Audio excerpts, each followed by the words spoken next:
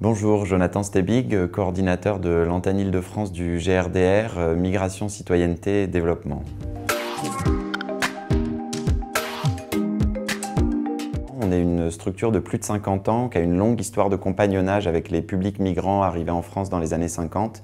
On intervient sur les deux territoires de vie, les territoires d'origine dans le cadre de projets de développement et dans les territoires d'accueil par rapport aux problématiques liées à l'entrepreneuriat, l'emploi, l'intégration, l'accès aux droits, la lutte contre les discriminations.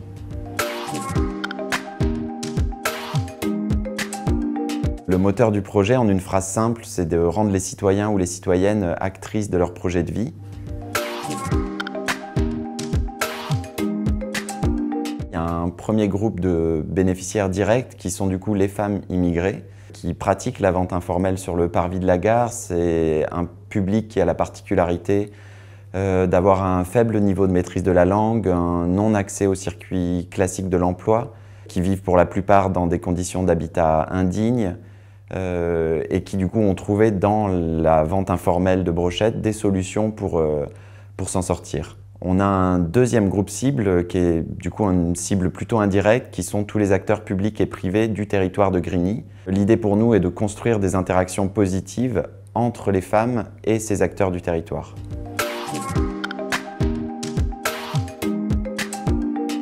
Alors on agit à 3 niveaux. Le premier, c'est un travail d'analyse des atouts et des freins rencontrés par ces groupes de femmes. La deuxième approche, c'est une approche plus réflexive et pluridisciplinaire de construire en fait des cadres de dialogue et de concertation entre les acteurs locaux et les groupes de femmes à travers des focus group, des clubs d'échange entre pairs.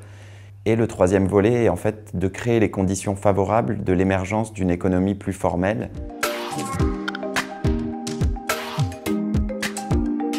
Le projet il se déroule dans la ville de Grigny, sur le quartier de Grigny 2, plus spécifiquement sur le parvis de la gare, zone qui concentre une forte quantité d'activités de vente ambulante, vente alimentaire, vente de paquets de cigarettes, qui sont rendues très visibles par le manque d'offres de services et de commerce aux alentours.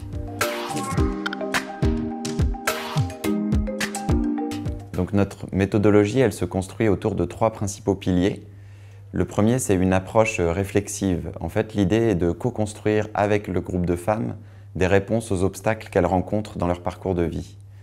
La deuxième dimension, elle est monographique.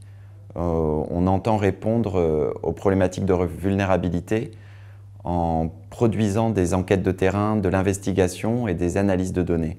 Et la troisième dimension, elle est biographique. En fait, on s'appuie sur des outils du récit de vie biographique pour travailler sur les trajectoires, les parcours, les expériences et les compétences qu'ont pu développer ce groupe de femmes tout le long de leur vie.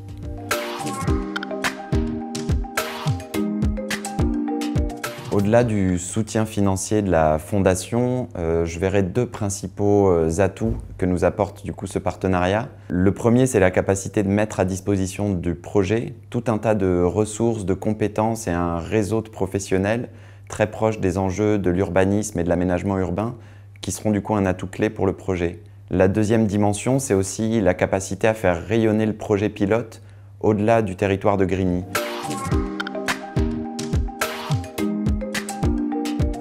On aura réussi si tout d'abord on est capable d'améliorer les capacités d'agir de ces femmes et qu'on leur donne une meilleure estime d'elles-mêmes.